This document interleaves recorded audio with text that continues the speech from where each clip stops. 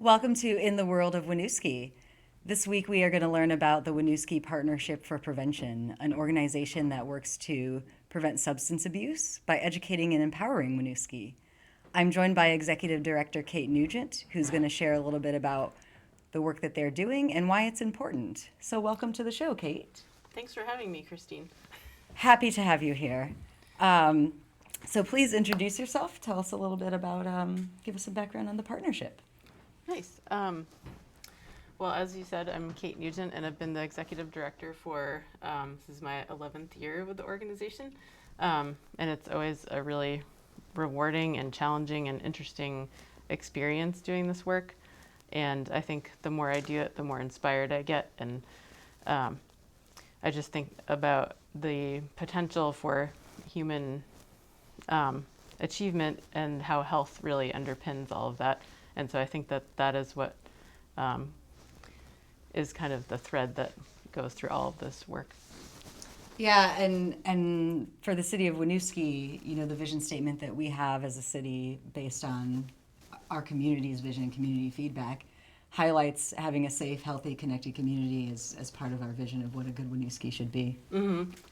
Yeah, which is so inspiring and forward-thinking. I think Winooski is one of the first towns to have inscribed in their town rules a whole chapter about health, which is really forward-thinking and inspiring, I think. Awesome. It's nice to hear we're on the cutting edge of something. So I think first you have some information to share with us about why substance abuse prevention is so important. Mm-hmm. Yeah. So I have hopefully it's a brief PowerPoint that's exciting. And mostly I thought I would give an overview of how we work and what we found in some, very broad strokes, high level, with a focus on one specific policy thing that we're kind of working on right at the moment. And so in prevention is really a science, which a lot of people might not be aware of, and it follows a similar process to other sciences. So we first want to assess the situation, whatever we're going to approach this subject in a community, and that involves gathering some facts. So we do qualitative and quantitative, which is we get stories from people and we look at statistics. So that involves talking with community leaders like Kristine about getting their impressions and what they're seeing in their own world, their own perspective of the community. And then we also look at data that's gathered by other agencies like government agencies, which is kind of the gold standard for data in this work. So, and then we look at those together and we see, are the people's stories matching up with what we're looking at for numbers? And then we look at any things that are different, because that's important. And then we also try to see themes and what's the story that you can draw through the data. So that's an overview of how we work. And then, or at least the first step. And then we go from there to what we would recommend as a way to address whatever issues are bubbling up. Mm-hmm. And then, it makes sense. We all do this, right? Like we might have a problem at home. We might have a leaky roof or something. We first look at the situation and see what's happening. Then we recommend some changes. Then we would see, is it working? Is the roof still leaking, or is it fixed right now? So we do that too. We do evaluation, and then we start the whole process over again. So that's kind of like the basic way that we work. And why prevention matters to a lot of people. So we have a lot of stakeholders. It costs Vermont almost 20% of its state budget is spent on dealing with the consequences of substance use, which might seem like a lot, but that is a very vetted figure. So God, that's very high. So an important issue, financially speaking. Yeah. And, that's kind of like your budget is your priority. So I think it's important in many ways. And if you want to put that, for our own pockets, that costs us each about $800. So we are all paying for that in some way. And on the flip side, for the legal substances, we have tobacco and alcohol. the taxes only cover about 10% of that cost. So it's really important and strategic for any community and state to invest in prevention because we can save a lot of money. Yeah, thinking further downstream, an investment now can pay off in the end. Yeah, exactly. So in terms of human cost, it's about between 800 and 1,000 people a year we lose to tobacco. And so that's, lung disease, cardiovascular disease, 90% of roughly people with chronic obstructionary pulmonary disease have, it's tobacco related. So it's a lot of things like that. And then there's all sorts of new ways that we're discovering that it impacts like your eyesight and yeah, glaucoma. And then about just under 300 people from alcohol. So again, this is like liver disease is probably the main issue, but then also other related deaths. And then marijuana is not tracked in the same way, but we know that in the last few years, marijuana use has overtaken alcohol in terms of fatal car crashes. So it's becoming an issue in that specific way. And then I think with the vaping illnesses that you've probably heard about, most of those, if not all, are related to the THC products and those vaping products. So we've seen that come up recently. And then we lose about 100 people from the opioid crisis. There's good news that Chittenden County has, in the last couple of years, cut the number of opioid overdoses in half. So That's impressive. yeah. And a trend we have to keep working towards. Yeah. I find it really inspiring. And so I think for people who aren't directly involved in this work, you might be wondering, like, how do you do something about it as a community member? And it really takes everyone. So it's kind of based on a public health model where you look at where people live every day. So like, how are things in their home, in their work, and there are the stores that they go to, the places they congregate and hang out, and where they walk, where they live. All those have an impact on them, positive, negative, or neutral. And so we try to make sure that as many of those things are positive. And so that's kind of where we work. We work both with individuals. So we work with an after-school program with youth, and we have them get used to being in a leadership position and advocating for things that are healthy. And then we also work with communities from a policy level. So the city of Winooski has done a lot of things that are very prevention-minded. Having a permit for any events that use alcohol, for example, like really helps understand what's going on in the city and make people sort of alert to what the rules are, and it just makes things go a lot more smoothly. So that's a great policy. There are 3 smoke-free parks in Winooski as well, so that sets a norm and sends a really consistent message to the public about what how we support our community.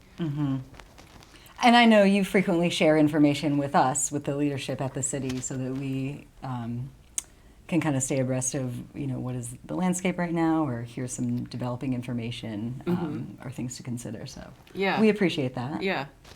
Yeah, I think it's really, we appreciate all the work that Winooski's doing as well. Okay. So here are just some examples of what environmental factors look like, which means the environment, we mean, not just trees and grass, but also like buildings and where we exist or where we live. The space, just all the space around us. Yep. And so one thing we're working on right now is thinking about the advertising that really appeals to youth. And we know from research, which is, it's really well-established research, not emerging, not questionable, that the marketing helps, or the marketing attracts youth to use. And most of where they see that marketing, or a big place that they see it, is in the stores where they're sold. So you could see in that slide before some examples of it. And I think the kids are a lot more aware of it than we are as adults because we just kind of, well, I think I just breeze by it except that I'm doing this work, so now I see it everywhere. But Right. I know it's not something I think about. I feel like I've been seeing this advertisement for years and years and years, and I'm just sort of am used to it or numb to it or something. Yeah, you kind of tune it out if you don't think it's for you, but it's very, cleverly, it's bright colors, and the kids will pick up on that pretty easily. So it's a place where we can make some changes. So we did a survey of Winooski community members to find out what the support was. We also did one quite a few years ago, and it seems to be about the same. Most people would like to see fewer advertisements in windows or facing the outside of tobacco products and also alcohol products, slightly less for alcohol, which we assume is because more people use alcohol, so they might be thinking of it more favorably. I think there's a little difference too in that, like restaurants or bars serving alcohol. I feel like someone might not respond to that advertising the same way they do at like a gas station or a store. Yeah, it tends to be a lot more subtle at a restaurant usually. Yeah. Yeah. And then similarly to the inside of the store, it's a lot fewer people, but it's still most people support fewer advertisements in the store, almost half for the alcohol. And it's interesting because in Canada, I believe they don't even have any advertising. It's all behind a That's right. wall. I've seen that there. Yeah. Yeah. So that's it's good to see an example close by. And I just included some pictures of other examples of environmental prevention. So there's a picture of the dog park, which is smoke-free. And in the middle, it's the store next to the community center in Winooski, who's a great partner of ours. Yeah, J&J's, right? Can you tell us a little bit about that? They voluntarily removed some signage, right? Yeah. They had been advertising cigarette prices on their sandwich board outside, and then they just stopped doing it. And a youth board member of ours, Lucas Zwiris, and I worked on a letter together to thank John, who's the owner, for doing that, and saying how important that can be for kids. And then we followed up in person, and he said, we asked him, why did you, decide to do that? And he said, well, I just figured kids had enough to worry about and they didn't need this in their face. And I thought that was really touching because, we recognize that folks that run these stores is often their family business, and that's what they rely on for income. So it can be a little bit feel like a big risk to stop doing something you've been doing for a while that you are earning income from. So we appreciated that, and then we checked in with him 6 months, maybe a year later, to see if he'd noticed any difference in his sales or how he felt like that was going. And he said that he actually thought that he was making more money on other things that he was selling. So perhaps there was an uptick in sales of other products? Yeah, he said his food products, he thought he was making more money on them. So that's interesting. Have you had any dialogues around this with other business owners in Winooski? Yeah, when we did the first survey, we actually visited all the store owners, and most of them were supportive of the idea of it. And then we recently have started reaching out again and got some positive feedback from another store owner who said, we went with our after-school program, and he said, I'm really glad you have this program, and I really want kids to be healthy. And we get these posters and ads from the distributors basically, and feel kind of like they have to put them up as an obligation. Okay. So that was, it was great. This person was really receptive to our visit, which was nice. And I think from the city side of things, I know your communications and development manager, Elaine Ezerins, has been coming to our planning commission meetings to speak with the planning commission, who provides recommendations to City Council about potential changes to policy that impact zoning and land use regulations, which is where signage might fall. So there's a dialogue going on right now about what we could, as a city, policy-wise, do to impact signage. We're still having a conversation about that because there are a lot of limits in state laws to what you can tell businesses they can or can't advertise. But we do have a dialogue going to see potentially in the future if there's something we can do to help, maybe see a reduction in the amount of signage that youth are seeing in Winooski. Yeah, that is really great. I think it's great that there's a few other examples in Vermont too, which it is tricky because it's a Dillon's rural state, so you often have to go to the state for permission to do things at the city level. Yeah, very true. But there's a lot that you can do too, so I think it's exciting to see that develop and be able to support that. Yeah, and I was just going to say, you and Elaine provided to us some examples of, and I can't think of any of the communities right now, but other communities in the state of Vermont who have enacted some sort of policy. So we can see, what are other folks doing to address this issue. If we want to consider a similar path, we could reach out to them in the future and say, how is this working out? How do residents feel? How do the business owners feel? So I think it's really great to have something to work with there. Yeah, and I do. I mean, I can list off the communities if that's helpful. Sure. Let folks know where do these policies already exist. Yeah. So St. Johnsbury is one, Manchester is one, and then Williston is one that is probably the closest to us. And I really like their purpose statement that they have. That's at the beginning of their signage chapter, and talks about what signs can do for the way the community looks in people, and how they can sometimes detract, and like why they have their signage policy that they have. So I feel like that's helpful in framing it, and can give an example of what's possible. I think Burlington has some pretty good signage regulations as well. It's like a bigger community with a lot more stuff to look at, but that might be another one to check out too. And I should say we do have signage regulations in our downtown, and so you don't see as much, quite as much of the signage there. So what we're looking at is how might that expand into other parts of the community, because we don't have the same regulations downtown as we do everywhere else. So we have to fit it within the regulations that already exist for the city of Winooski. Yeah, and I think a lot of people like how it aesthetically what it looks like, and how it can bring a sense of cohesion to a community, because once you cross over the boundary, if it all kind of has the same code everywhere, then you get a sense of like, okay, now I'm in Winooski. And so I think there's a lot of benefits to a lot of different people's interests, and it can be a nice way to bring all those together.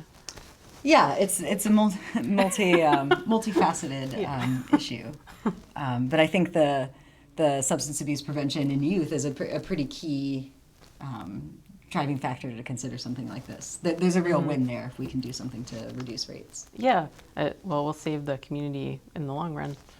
So yeah. Are there other environmental prevention efforts that you want to tell us about, or other efforts that your organization is working on in general with substance abuse prevention?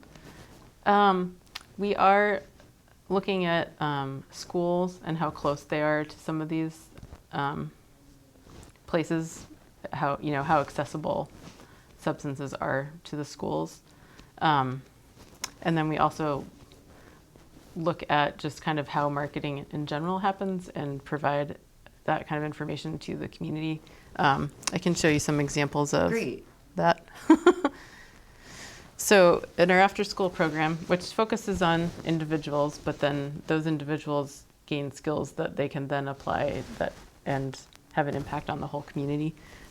We focus on public speaking skills, they learn health impacts of substances and also how to make a difference. That's one of the first questions we ask our youth group is, do you think that you can make a difference in substance use challenges in your community? And most of them say yes by the time they're in this program, but it's kind of exciting to watch. Yeah.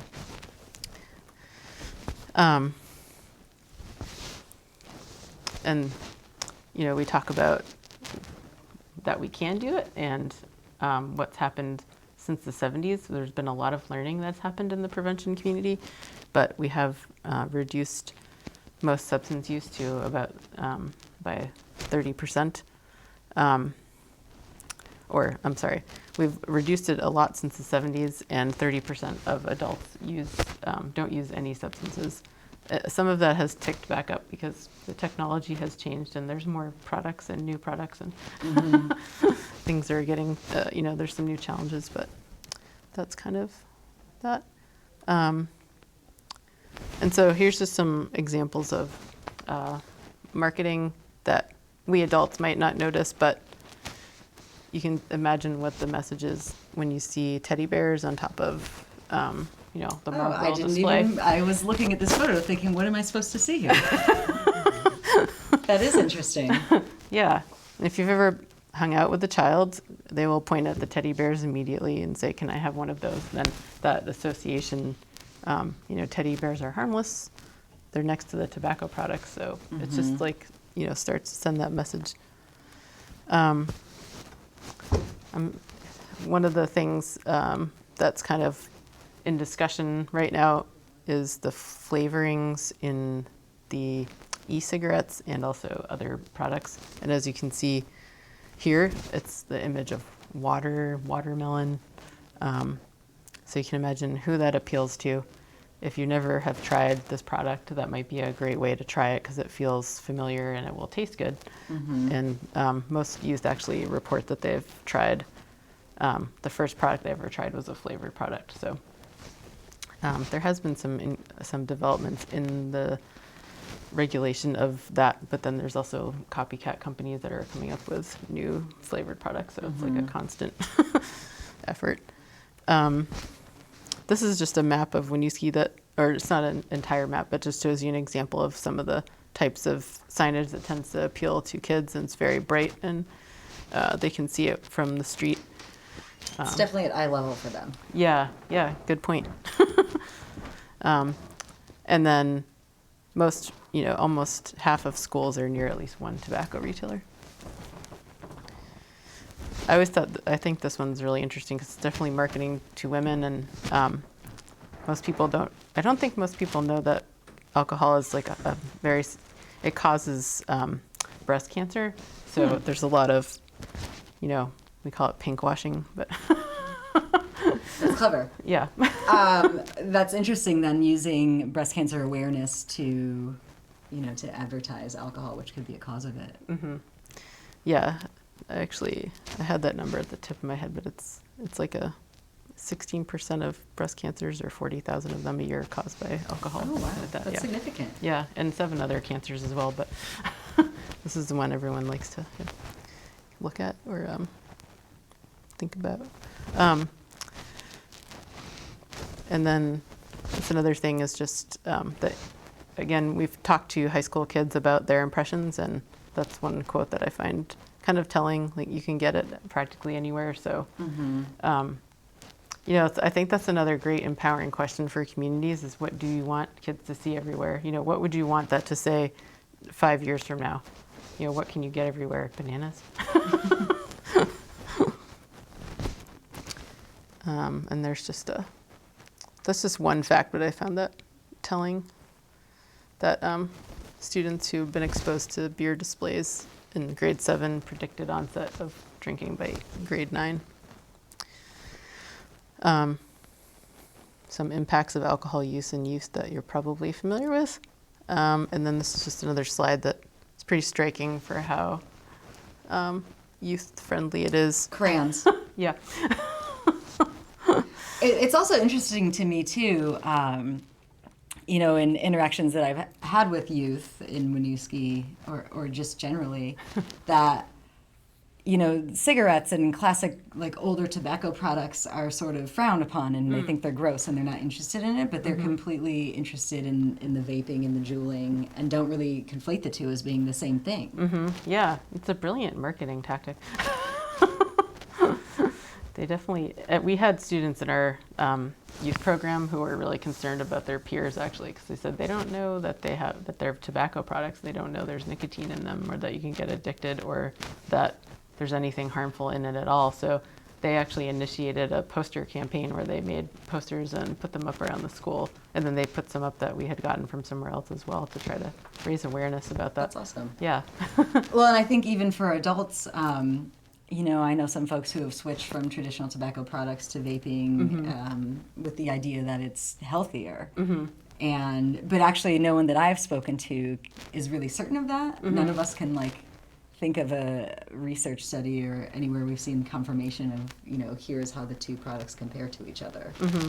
Yeah, they definitely market it that way. And then the FDA and the CDC and the Vermont Department of Health, the marketing budgets are a lot less, which I think when you get real information, it goes a lot farther, but it's still hard to penetrate that, that saturated market that has misinformation. And so I think they have done studies that people have used it to quit about 2,000 adults, I think, in the whole country. So that's something.